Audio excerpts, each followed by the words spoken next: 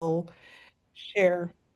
Thank you, Emily, and hope that you will share throughout as well because it will make our time together better. If you were with us last month, then you got to hear our origin story. We talked about who we are, what we do, and how we are elevating children's voices. If you missed that, or if you would like to see it again, we'll put the link in the chat so you can watch that recording.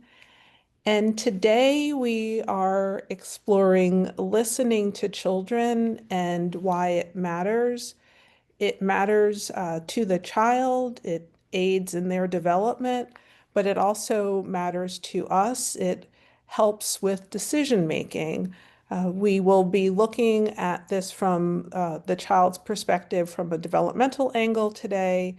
We'll look a little bit about child-centeredness in the context of the family court system. And we also understand that our work in this area has broader implications beyond the court system, and we'll go ahead and get started. How many of you are aware of the United Nations Convention on the Rights of the Child? You'll either raise your real hand or your electronic one. Okay, I see a few hands raised. Excellent. So I will only give you a brief history of the convention. The Convention on the Rights of the Child is a human rights treaty.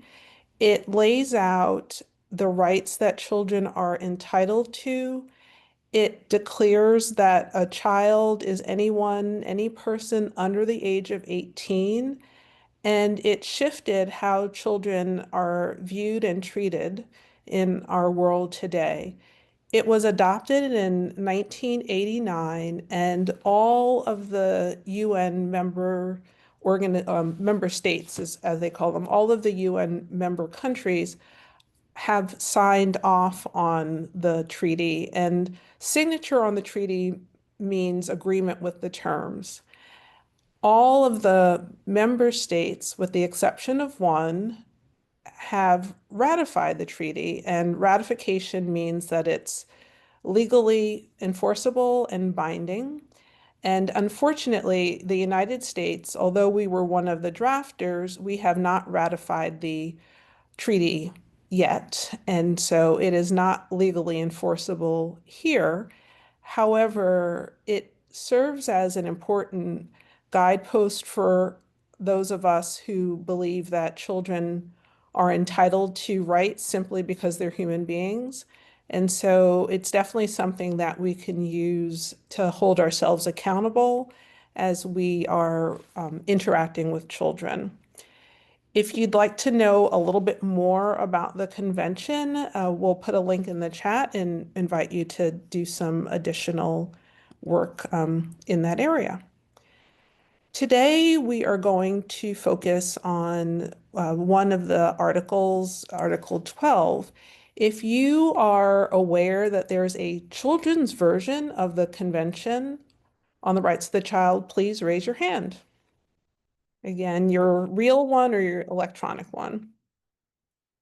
All right, well, for those of you who don't know, there is a children's version, and we're going to use that today as we're looking at Article 12, which is on respect for the child's views. And at Child's Voice Project, we believe that respecting a child's views is a core tenet for us. We are creating a world where every child gets to be heard. And so we believe that children's voices especially need to be heard and considered in situations where they are going to be impacted. And this is especially true in the context of family court, where the decisions that are made are going to affect children's lives today and follow them into the future. So it's important to us that we do what we can to elevate children's voices. And we have a set of core beliefs that guide our work and emphasize that children must be seen and heard in their parents' custody actions. So, one way that we accomplish this is by providing attorneys to children in complex custody actions. And we train those attorneys on how to develop trusting relationships with their child clients.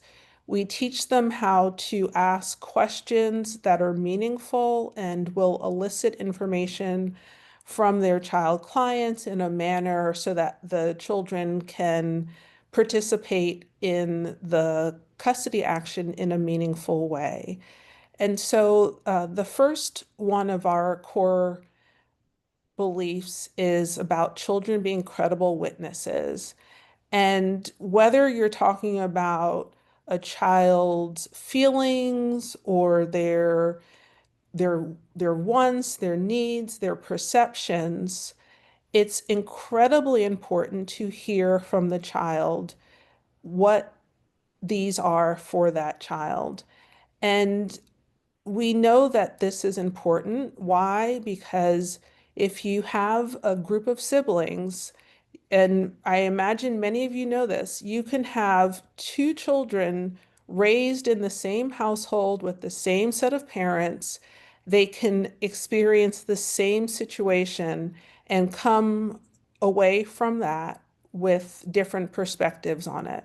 So it's really important that we hear directly from the child and start by believing them. Next is that children can be meaningful participants. And as I already mentioned, one way that we assist with this is by providing them with attorneys who are skilled in how to elicit what their preferences are and then skilled in how to use that information persuasively in court. And when this happens, when children are allowed to have their voices heard and participate, it helps to develop protective factors, which you will hear from a little bit later from Dr. Sloan. And it gives the child what they need in order to be able to do this. And what one of the things that I find really important comes up in our fourth core belief, which there is a myth that I've heard of several times in court that some adults believe that if you listen to a child, what you're going to hear is that the child wants to have ice cream for dinner or stay up all night or play video games instead of going to school. Although I don't know if that last one is a myth. I think that's actually a truism.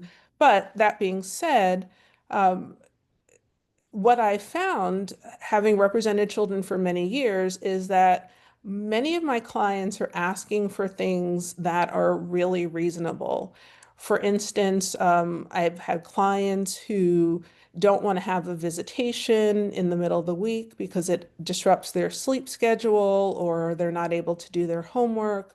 I've had other clients who don't want to have to switch back and forth between homes because they sometimes leave a book or an instrument or a piece of equipment in one home and know that if they forget something, then one or both of their parents are going to be upset, or just lots of different things that children come up with that are by any standard reasonable. And there are many times when what my client is asking for is more reasonable than what the adults in the case are asking for.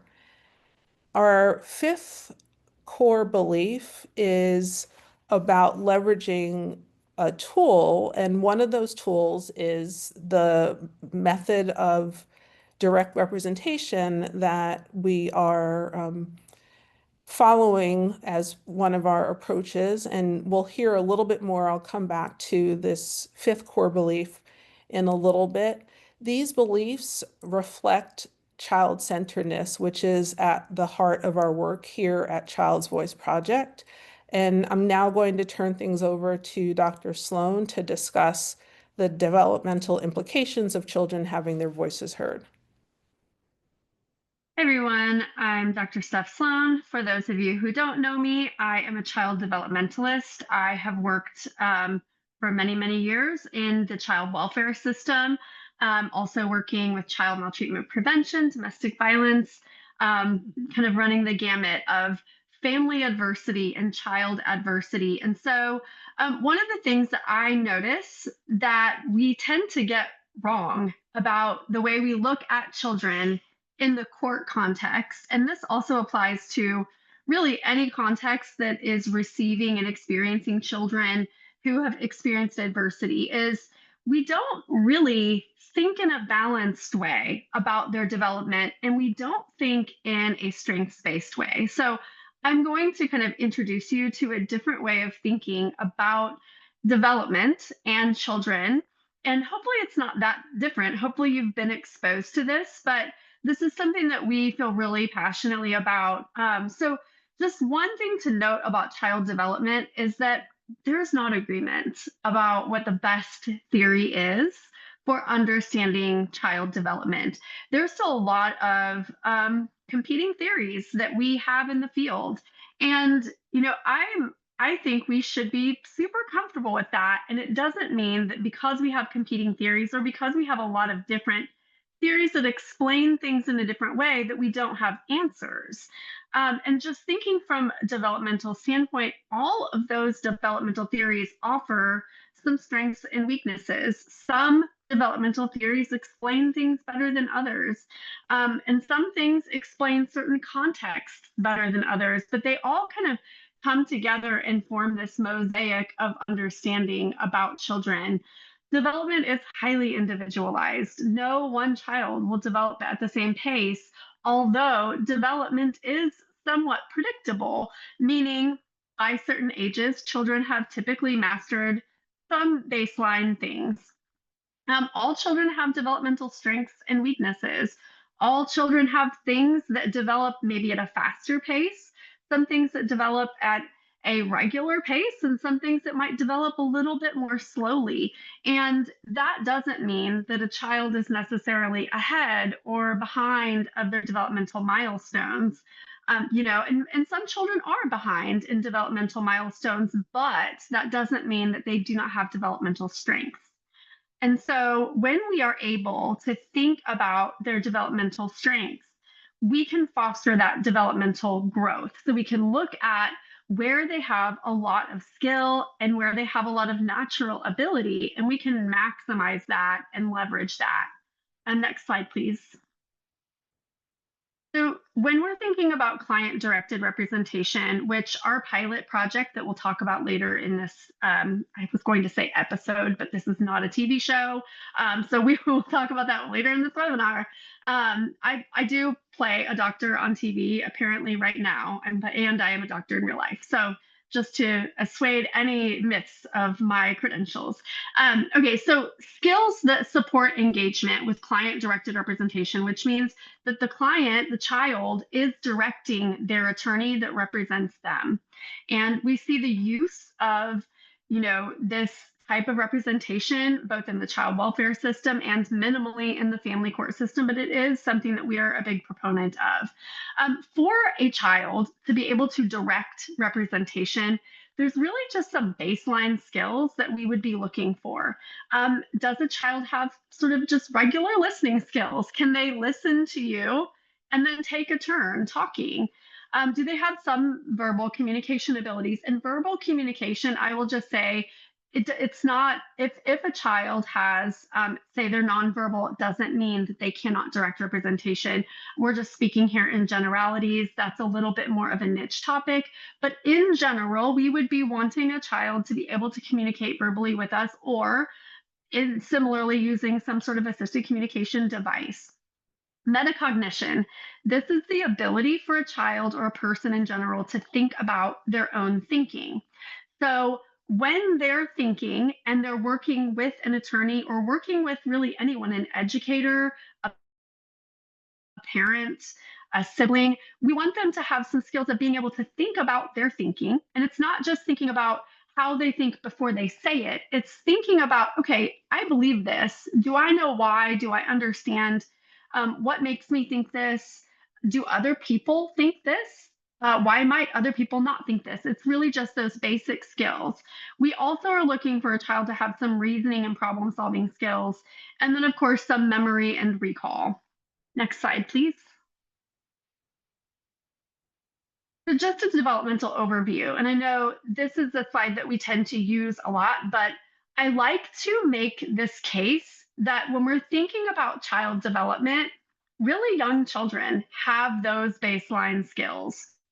And so I hear a lot about, from a developmental perspective, can a child age 8, age 9, age 10 really direct a client directed attorney? And the answer is absolutely yes. In fact, young children in early childhood do have some of these baseline skills. So in early childhood, and again, this is just speaking in generalities, there are always caveats. But in general, in early childhood, those children can demonstrate concrete examples, so they can give you examples of things that you're asking about. They can articulate the difference between truth and lies, things that are real or not real. They can communicate best when adults use simple sentences, and this is really just a way that we can understand how best to communicate. And they might leave out details or chronological events, but it doesn't mean that they do not understand that there is chronology in events. So if you ask a 3-year-old to tell you what they do first each day, they'll be able to tell you and understand what it means to do something early in the morning versus what they do in the afternoon versus what they do late at night. They are having some comprehension and vocabulary skills that are emerging. And so we see typically in this early childhood age, vocabulary skills tend to fluctuate quite a bit, but they are emerging in their ability to combine sentences, to have a pretty robust set of words that they can use. And also, I don't have it on here, but in early childhood, they have quite possibly the cutest way of describing things. And I just feel like that's a massive asset for our own quality of life. If ever you're having a bad day, go listen to a 3-year-old tell you something cute because it will definitely brighten your mind. And then they're also individually developing language and literacy skills, not necessarily at the same pace as their peers. These are, again, things that develop fluctuatingly. They are very individualized, but they are developing some skills related to literacy and language. By the time children are in school, typically around 5, 6, they have a better awareness of their place in the world. And this is a really important skill because it helps them understand that they might have thoughts and feelings, but the other kids around them might have very different thoughts and feelings. And they're really starting to generate an understanding of this. They have more than the ability to demonstrate more than one aspect of problem solving. So they can come up with more than one solution. I always love to start with kids and give them, would you like A or B?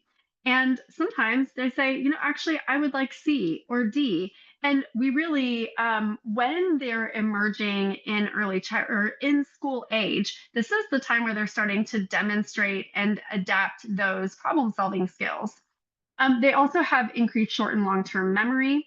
They have awareness when they're communicating with others. So kids can be very blunt and rude, especially if they don't like your outfit, but they do have an awareness. They understand, what their peers do and don't like to hear. They understand what their parents do and don't like to hear.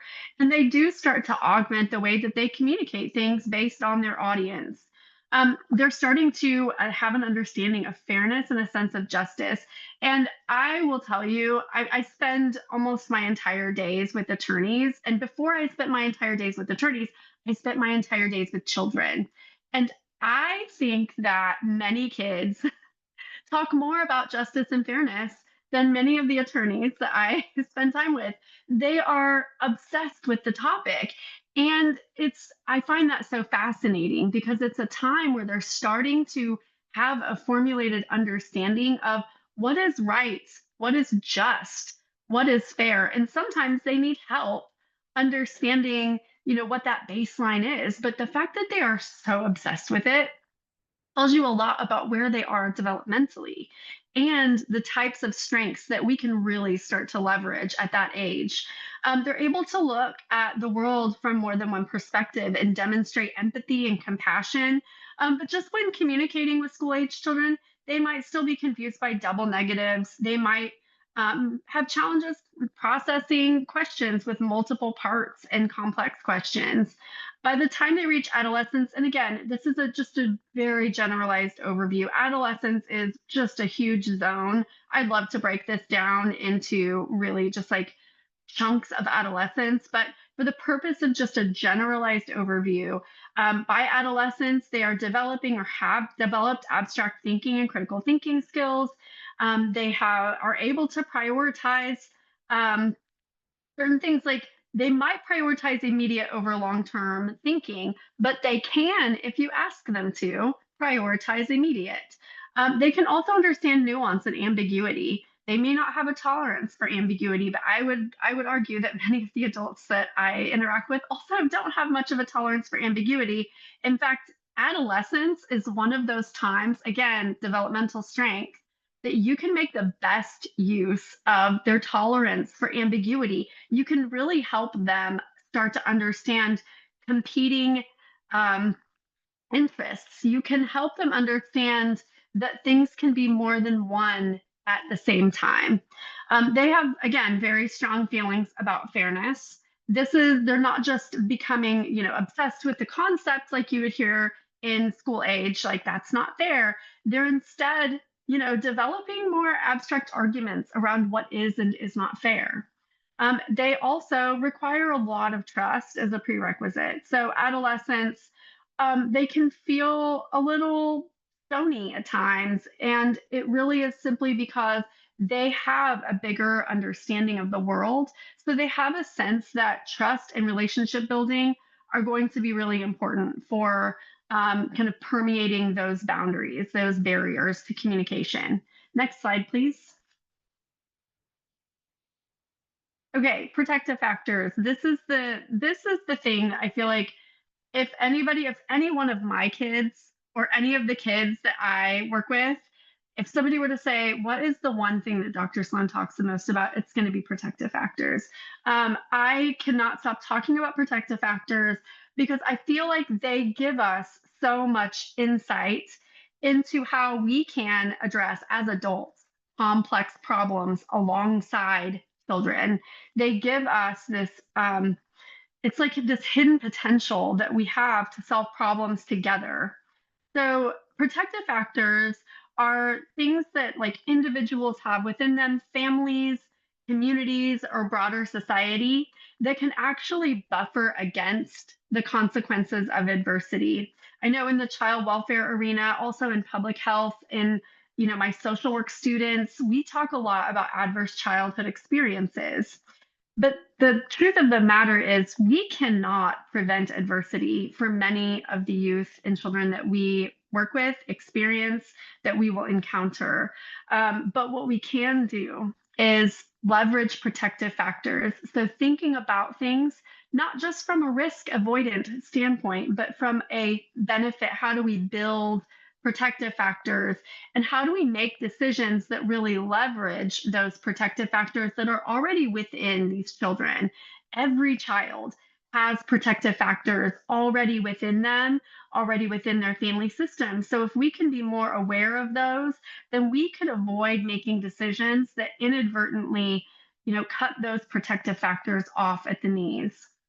And I, not to really go into a lot of the resilience research, but this does really help build resilience long term. And when I say resilience, I'm not saying it from a standpoint of we should excuse the harm that happens to people because it builds resilience, but we should understand that there are protective factors and that we as adults and decision makers do have the opportunity to look at each child and understand protective factors.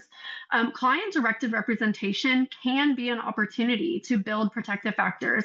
So we have decades of research in the child welfare arena that demonstrate that when children can direct their own attorneys, they can develop a sense of autonomy that really helps them feel stronger, that helps them find more acceptance for their difficult conditions.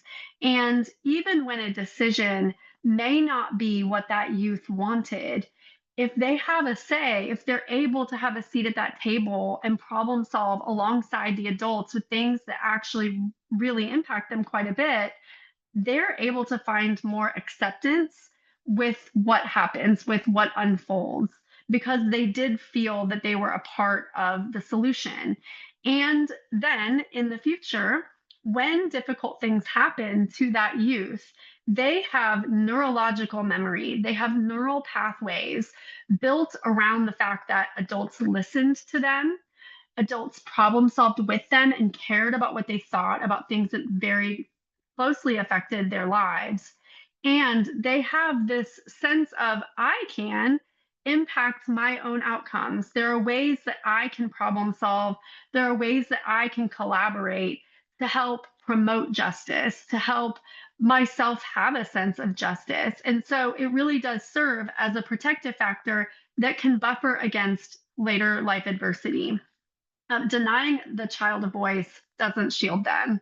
I think we often think that it's our job as adults to keep children from having information that is very upsetting. The thing is, these kids already have the information, they're living it, it's their lives.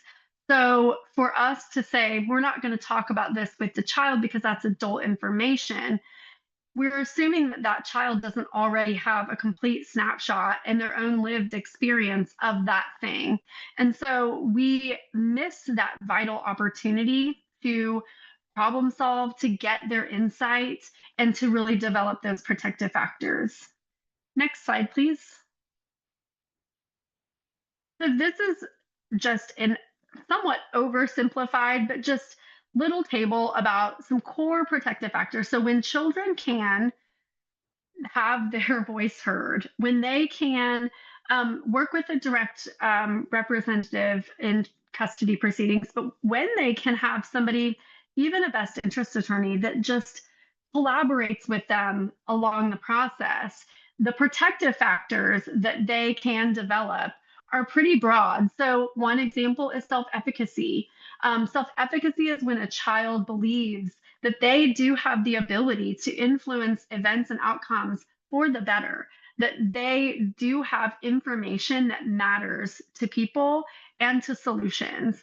So when we can partner with children and really problem solve alongside them, they can feel empowered and they then feel less helpless in stressful situations. They're actually able, their nervous system is able to access that protective factor so they are able to stay more calm and access more of their problem solving thinking, their problem solving brain. Emotional regulation, and a lot of these really, they go hand in hand, but emotional regulation is that ability for children to stay calm, to slow their thinking, to handle stress in ways that doesn't create more problems. That's the way that I always explain to the kids that I work with, is we want to be able to handle it in a way that doesn't make more problems.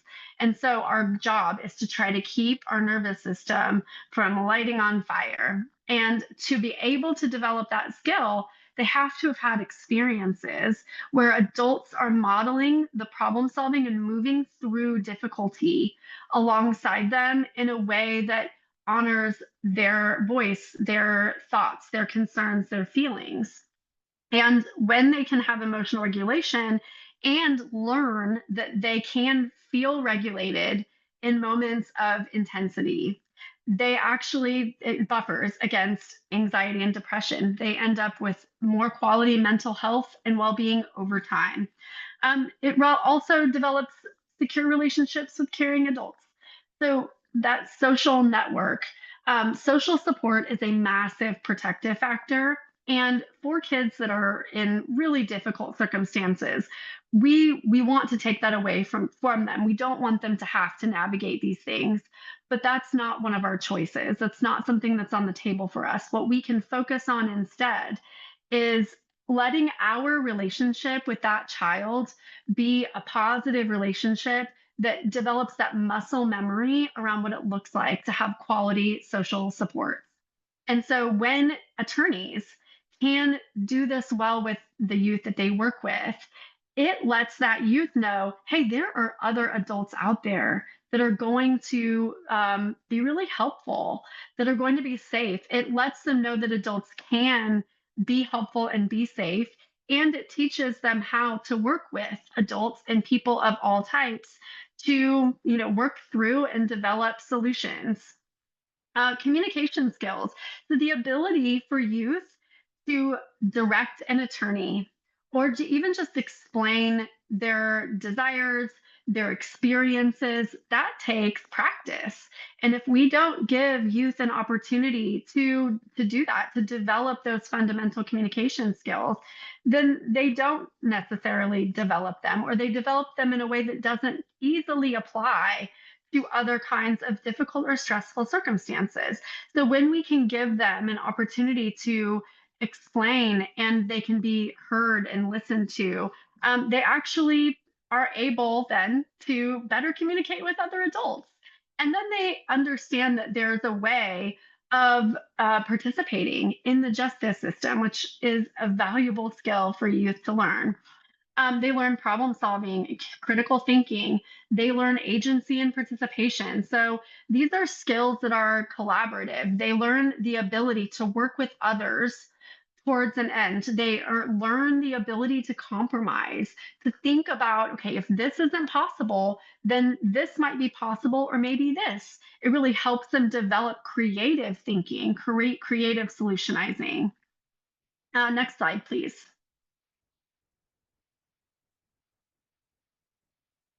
Just some common criticisms of client directed representation. And I want to reframe these criticisms in the form of, here are the protective factors that we have the opportunity to build.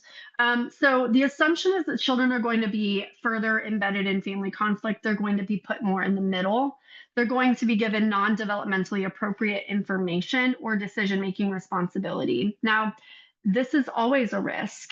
And I would say children in who are court involved have already been in these kinds of circumstances. And it is also our responsibility as adults who are working with these youth to be developmentally informed. So, understanding how to develop communication, how to ask questions, how to communicate effectively and developmentally appropriate. We also need to be able to understand what is the scope of the responsibility that this youth has already been undertaking. Because so often, you know, I've worked with so many children who have been solely responsible for helping their siblings get their homework done at night. And so for us to say, well, you shouldn't be doing that, that's developmentally inappropriate, well, that's what that child's lived experience is. And so we really need to be able to understand what is their lived experience and how can I communicate in a developmentally appropriate manner to better understand what this child needs from me and from the other adults around them. So when we do that, when we're able to think from a protective factor standpoint, and we're not so fearful of saying the wrong thing and thinking that we're further embedding the child in conflict, they're already embedded in that, they're already entangled. So what can we do instead? We could at least give them some skills for getting untangled and figuring out some ways forward to becoming more aware of their experience and how it affects them and what they need from us as adults. So we may not always be able to remedy that family conflict. In fact, we rarely can, but we can at least help those children develop some protective factors to help mitigate that long-term harm of adversity. I also am just going to say we have really strict beliefs about what is and is not appropriate for children. those beliefs aren't always rooted in developmentally best, like those best practices. There are conflicting theories about that. And I'm really speaking from a culturally competent standpoint that, we typically have understandings of what is and is not right for children to be doing, to be experiencing. And some of that is strictly moral, it's value based. And we just also have to be mindful of that. Children, another assumption, children aren't developmentally capable of expressing their wishes. What what we know from research, from child development research lasting decades, is that children are capable of meaningfully articulating their wishes, even from a very young age. So children as young as preschool age have those minimum capacities to express their wishes. Another assumption is that children are likely to be manipulated or influenced. And I have somewhat of a hot take on this, and that is that children are always influenced. Children are influenced by all kinds of things. They're influenced by their parents, they're influenced by teachers, they're influenced by peers, they're influenced by social media.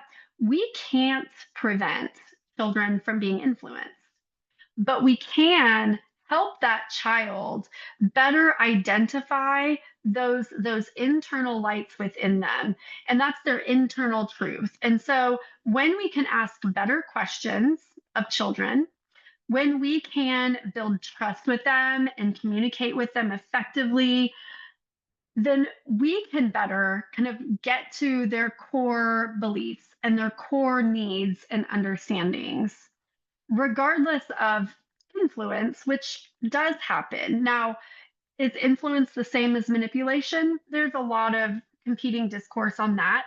But from a developmental standpoint, and working with children who have been in the court system and children who have been in a variety of other circumstances not court related, this is asking the right questions, and asking good questions is the most important skill for just learning about what that child truly believes and thinks and wants. And it's really less about whether that child has been manipulated or influenced. It's really more about, do I know the right questions to ask? And of course, that's a very large topic area. We'll have to do a webinar just on that piece alone.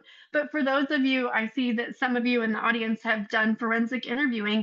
We know that asking questions in the right way will yield us better information. Asking questions in the wrong way will just tell us what we already think. It's just going to confirm our own bias. Next slide, please.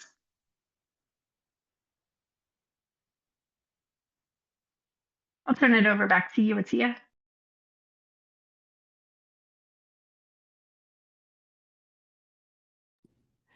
Thank you so much. Thank you for sharing about the developmental underpinnings of the importance of children being heard for their own development as well as for developing protective factors. And I want to look again at our core belief number 5, which is part of what we just heard from Dr. Sloan in terms of those protective factors, and also how children's voices can be woven into decisions that can make for better decisions.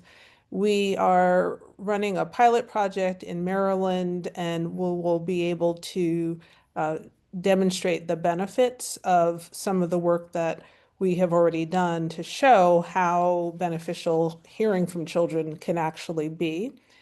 I know from my own experience having, excuse me, worked as a child's attorney for the past 9 years, representing children in their parents' custody actions, that by developing a relationship with my child clients rooted in safety, as Dr. Sloan mentioned, a lot of that had to do with confidentiality. My clients knew that what they told me, I would not repeat without their permission, and also effectiveness, because many of my clients had shared their stories before with social workers or someone from school, and yet there was no change. Things remained the same.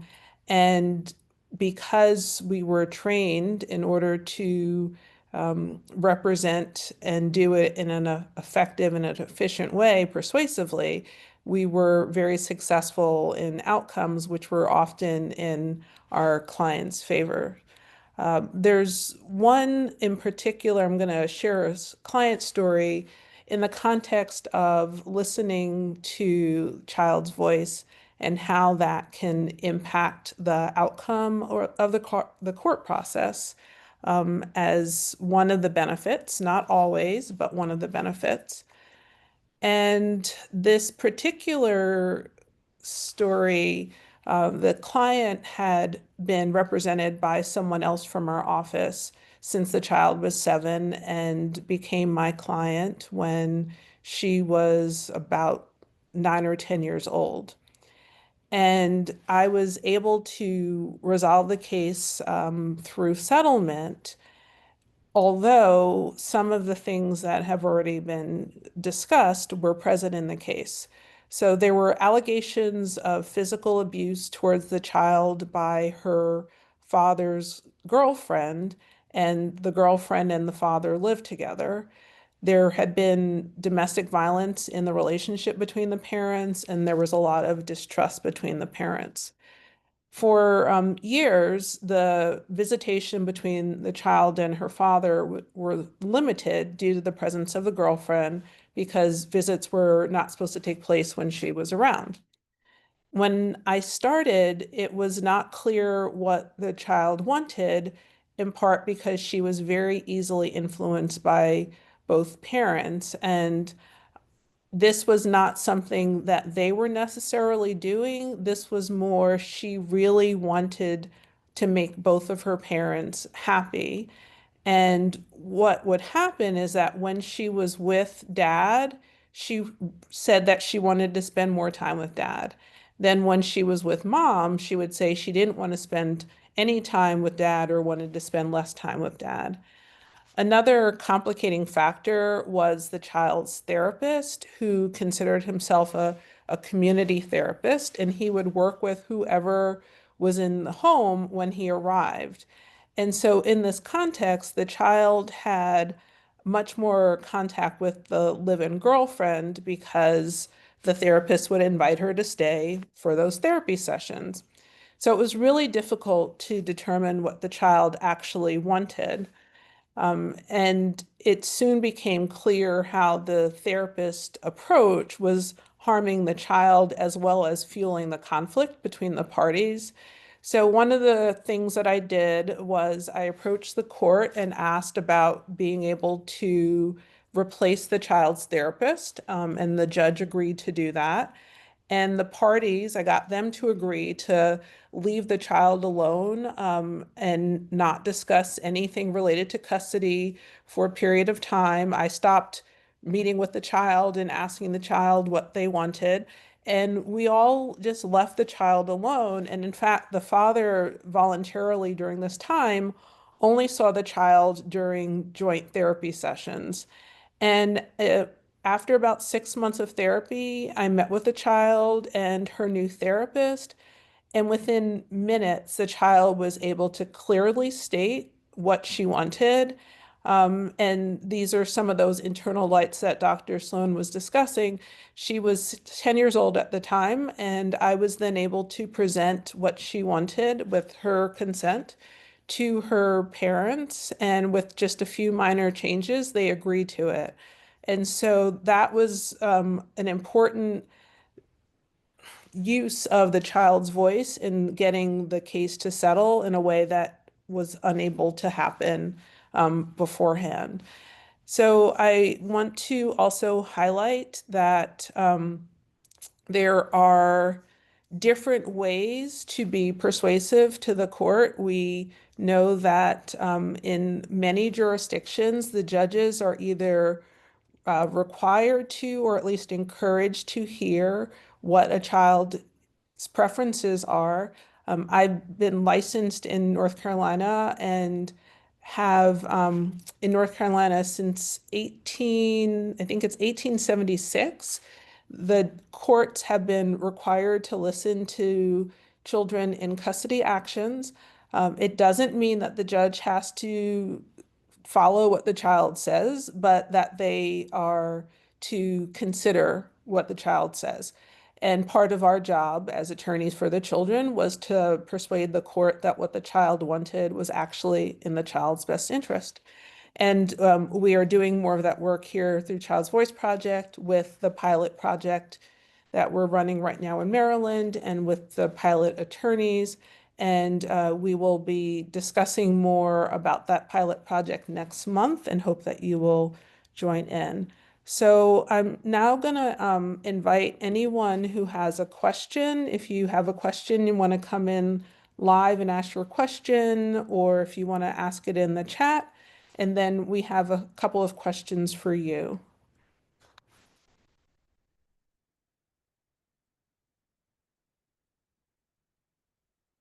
Okay, so I'm not seeing anyone or hearing anyone. So the first question is, what are some examples of when it can be helpful to hear from the child in your field?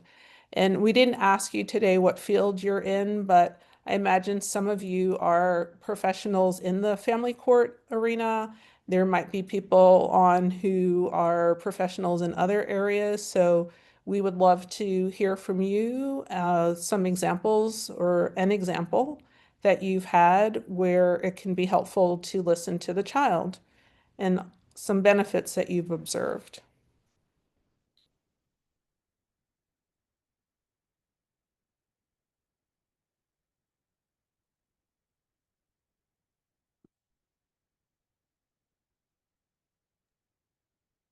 You can just give an example while people are kind of thinking. And if you have something that you'd like to share, please feel free to just unmute and tell us about it.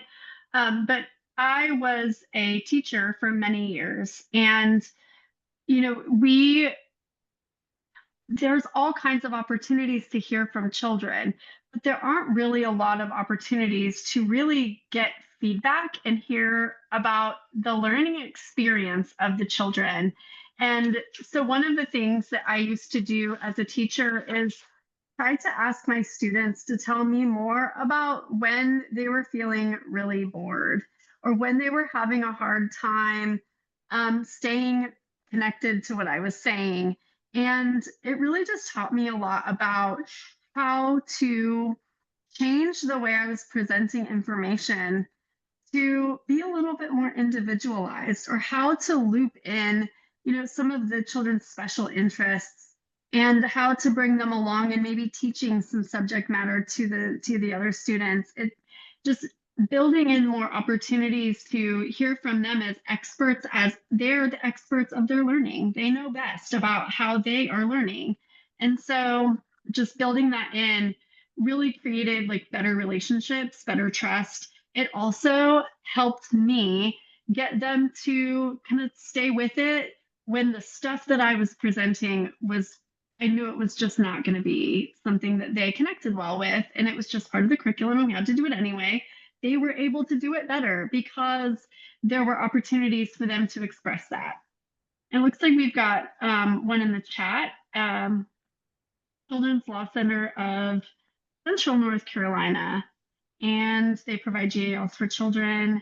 Very helpful information and similar goals in listening to the needs and wishes of the children. Thanks for sharing, Paige, and feel free to pop up and say more if you'd like. You certainly don't have to, but you are welcome to if you'd like.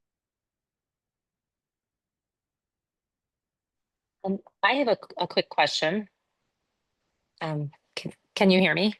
Yes, we can. Okay. Please go ahead. Okay. Yes, I was just curious if you can just sort of, I'm going from that last comment. Maybe there's a way to differentiate kind of the understanding of how child-centeredness is really vastly different from best interests of the child, and how we're, I think, trying to support through, I don't know, through Child's Voice, through so many groups, trying to get that information to guardian ad litems or child representatives. But anyway, Yeah, great question, Good Patricia. Thank question. you. Mhm.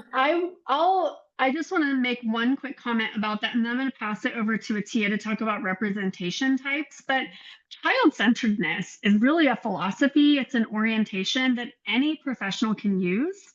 And so while there are different types of representation, some that might lend themselves easier to child-centeredness, um, many places do not have the option to use client-directed representation.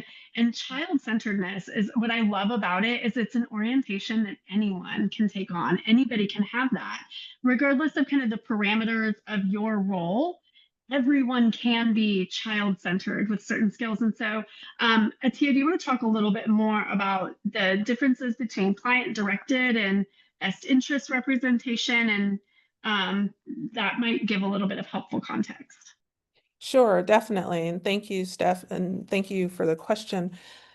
So yes, I agree. I think one of the main distinguishing factors between what a guardian ad litem does, at least where I've practiced, and then what a best interest attorney does or a child's advocate does, there are different names for it, is that with the best interest attorney, they are generally substituting their judgment for the child's judgment. And so that is one of the hallmark distinguishing factors is that it truly is the child who is directing the representation in the child directed, express directed form of representation. That being said, the American Bar Association has put out standards for all attorneys, whether that be a best interest attorney or a child's advocate, who are representing children. And so there are some ethical considerations that apply to adults who are representing children, however they're doing it. However, there are also guardian ad litems who are not attorneys, and so they would not necessarily be held to the same standard. So that is another distinguishing point is whether or not you're talking about an attorney, and then we have rules of professional conduct that we follow, regardless of the method, I guess, of representation for the child. So that's that's my response to that. And we are nearing our time, the end of our time, but we still have about 5 more minutes.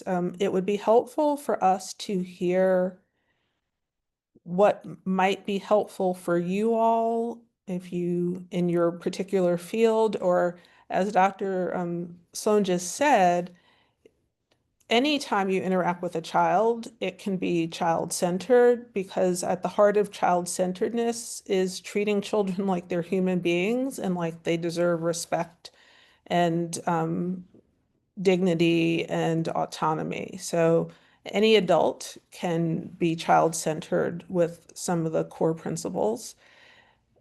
And we're wondering if there are any tools or resources that might be helpful that we can work on.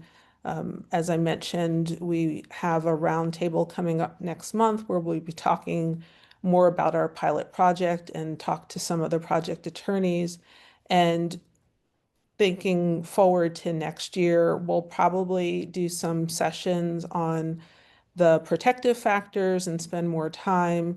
So if there are things like that that you think would be helpful, we'd love to hear about it, and you're welcome to put it in the chat today, or you can email us at admin@childsvoiceproject.org if you come up with ideas later.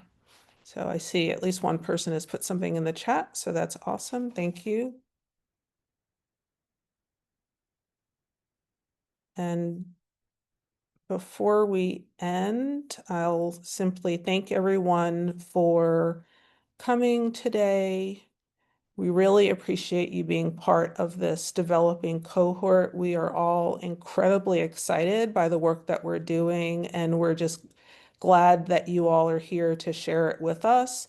Our next roundtable will be September 17th. We're doing these on the third Wednesday of the month. And the topic is Children Want to Be Heard, What Happens When We Honor Them, including more about the pilot project. And we'll hear from the pilot project attorneys. And Dr. Sloan, please share with us if you have any last words before we end today's conversation. I think that we are in really good shape. I don't have anything to add. I will say, for those of you that are interested in hearing more about protective factors and our pilot project, this is something that we are going to be measuring with the evaluation study. And so I will be really excited to share data on that. But I'm also really excited to talk more about our Maryland pilot project and brag about all of the amazing folks that we have doing that work. Excellent. All right. And I see Emily, our Director of Operations, has put information in the chat to register for next month. I believe if you register for one, you've registered for all, so that's great. And again, we thank you all for your time. We thank you for being here, and we look forward to continuing our conversation next month. And thank you.